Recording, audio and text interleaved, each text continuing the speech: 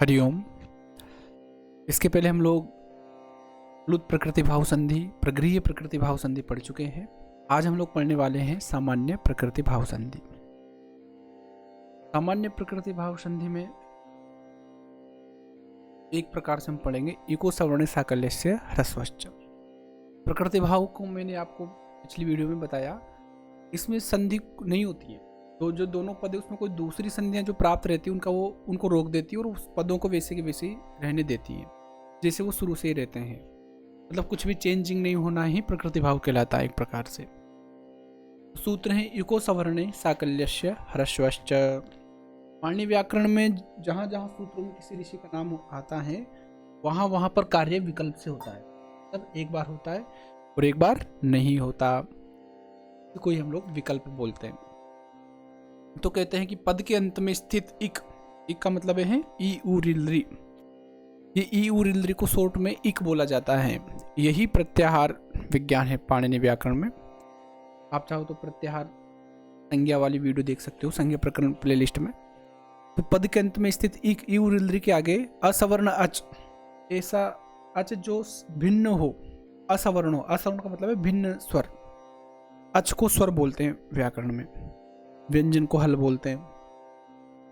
तो पद के अंत में स्थित ई उर्लरी के आगे अगर भिन्न स्वर हो, जैसे ई के बाद में ई को छोड़कर कोई और स्वर हो, तो वहां पर विकल्प से प्रकृति भाव हो जाता है।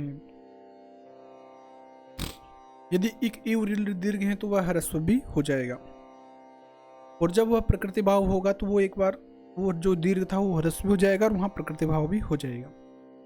और जब प्रकृति भाव नहीं होगा तो जो यण संधि आदि के जो कार्य हैं वे हो जाएंगे। तो आप लोग इसको लिख लीजिए एक बार। अब हम उदाहरण से इसको और भी अच्छे से समझेंगे। जैसे नदी प्लस अस्थि, तो दीर्घ ई है, पद है नदी, तो एक बार हम इसको प्रकृति भाव कर देंगे नदी अस्थि, और ई को कर देंगे ह्रस्व नदी अस्थि। जब प्रकृति भाव नहीं होगा तो यण संधि होकर के नद्यस्ति ऐसा कैसा ही बन जाएगा। दूसरा है मधुअस्ति, मधुअस्ति और मध्वस्ति। योगी आगच्छति, ह्रस्व होकर के योगी आगच्छति, और एक बार यण संधि हो जाएगी योग्या गच्छति।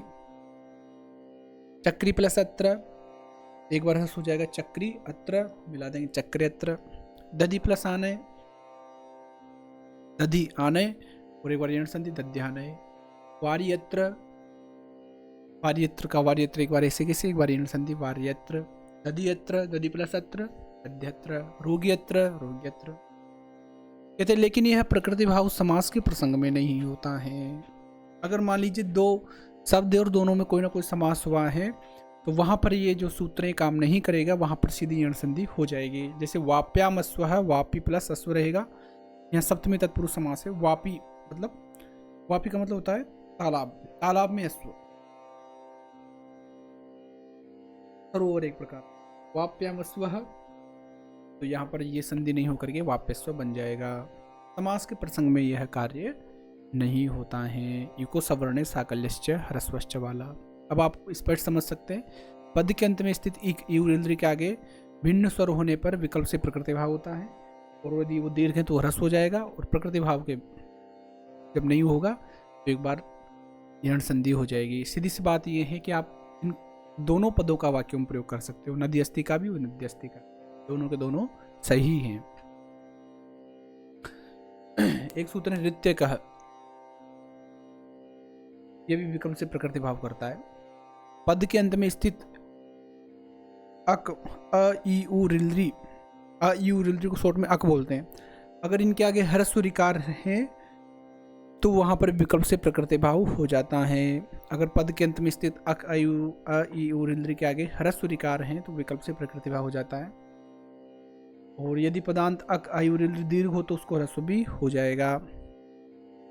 पहले वाला तो भिन्न स्वर बाद में होने की कहता है ई उ रिलरी से। अब ये दूसरा वाला ये कहता है अगर री बाद में हो, छोटी री अगर बाद में हो तो वहां पर भी प्रकृति भाव कर दो। आयु के बाद में अगर ह्रस्व बाद में हो तो प्रकृति भाव हो जाएगा और दीर्घ को ह्रस्व हो जाएगा। जैसे ब्रह्मा प्लस ऋषि ही यहाँ पर ह्रस्व बाद में है, तो इसको दीर्घ ह्रस्व हो गया ब्रह्म ऋषि ही, और एक बना देंगे आप ब्रह्मर्षि ही। तो ब्रह्म ऋषि ही भी सही है और ब्रह्मर्षि भी सही है, गुण भी हो जाएगा, ऐसा कैसा भी रह जाएगा। सप्तऋषयः, सप्तऋषयः और सप्तर्षयः दोनों सही है। पुरुष ऋषभः, पुरुष ऋषभ सही है और पुरुष ऋषभ भी सही है। महर्षि, एक बार ह्रस्व करके महर्षि ही और एक महर्षि, दोनों पद यहाँ पर बन सकते हैं। दोनों का आप आराम से प्रयोग कर सकते हैं। दो प्रकार का प्रकृति भाव आज आपने देखा, इसको हम कहते हैं सामान्य प्रकृति भाव। इसके पहले आपने पढ़ा प्लुत प्रकृति भाव, उसके बाद में पढ़ा प्रगृह्य प्रकृति भाव, और अब आपने पढ़ लिया सामान्य प्रकृति भाव।